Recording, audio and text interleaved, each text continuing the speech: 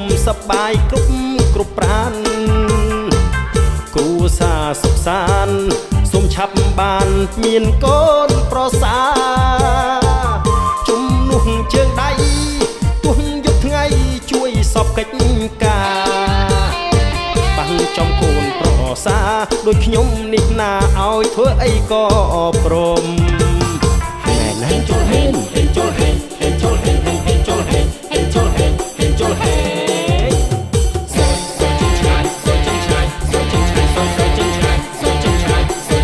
យើងវងភ្លេងស្រុកស្រែ